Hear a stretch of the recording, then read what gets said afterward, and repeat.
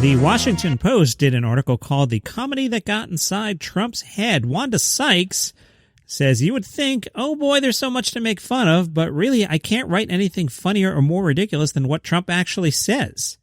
It's like doing a parody of a parody. So the Post writes, with Election Day fast approaching, we asked dozens of top comedy minds to tell us which stand-ups and social media stars and which authors and impersonators and political artists they turn to in these times and applaud. Here are the top picks. Are you ready? From the Washington Post.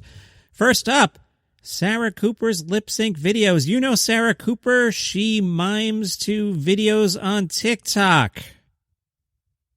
The future of comedy, the hottest comedy star of 2020, Sarah Cooper from TikTok, where she lip-syncs videos. They love her.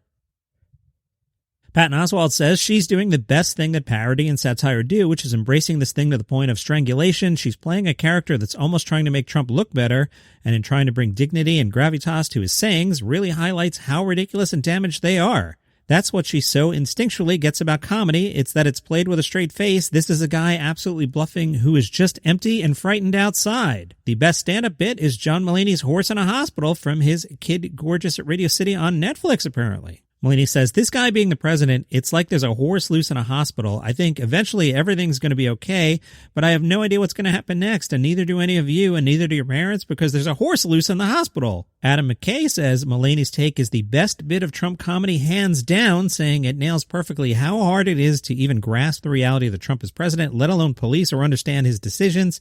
If I'm really being honest, I still don't think I've processed it. I'm still getting over sane adults looking me in the eye and sincerely supporting W. Bush in the 2000s, but that was an owl in a shopping mall compared to Trump. Best impersonation from the Post went to J.L. Cauvin. Yeah, not Alec Baldwin's not very good Donald Trump. J.L. Cauvin, that's who you should be paying attention to.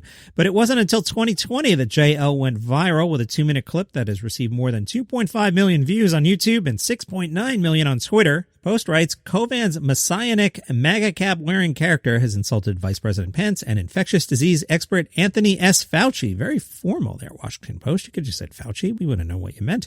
His shambolic monologues. Wow, this is like the toughest paragraph I think I've read in the history of this podcast. So we've had messianic. Did I even say that right?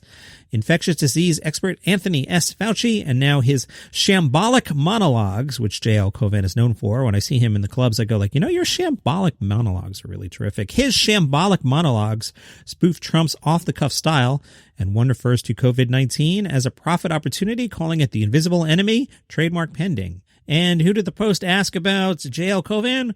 Gary Trudeau. Who's that? He's the guy that created Doonesbury, and if you're of a certain age, he's the guy that created Doonesbury, and if you're not as old as me, you're like, what the hell is Doonesbury? Well, Gary Trudeau says Cauvin is doing the most spot-on political impersonation since Tina Fey's definitive Sarah Palin, which was a great impression, but that making it the definitive Sarah Palin? Let me give you a minute here. Name the other Sarah Palin impressions that you've seen in your entire life. Exactly. The Post also mentions Anthony Atamnuik on Comedy Central's The President Show. I think that's a really good one, too. Both Atamnuik or Cauvin would be a much better choice than Alec Baldwin for SNL. But, I get it. You're going to have Alec Baldwin on SNL. I get it. All right, we'll take a break and we'll look at some more of this. We're starting to stray from the core mission here of Daily Comedy News. The Post mentions the best cover artist, Barry Blitt, for The New Yorker. I'll let you read that for yourself. Best running late night segment is Amber Ruffin's appearances on Late Night with Seth Meyers. I'm undereducated on this. I don't think I've seen a single episode of Late Night with Seth Meyers, so let me read up on this. Throughout the pandemic, her segments have especially hit the mark, including in August after Trump tweeted that he's done more for women than just about any president in history. Ruffin said, he didn't say he's done good things for women. He just said no president has done more, and he's right. No president has done more for women to make our lives worse. Okay. Best musical parody is Randy Rainbow. The singer-comedian has launched into political musical parody. He's spinning tunes from classical musicals into such whimsically delivered performances as A Spoonful of Clorox, Fact Checker, and Kamala, as in Camelot. He croons on That Don, which is a parody of Gaston from Beauty and the Beast. His crimes are fine, the laws are jokes, his lies are all true, and the truth is a hoax. Patton Oswalt said, Randy is basically a flamethrower.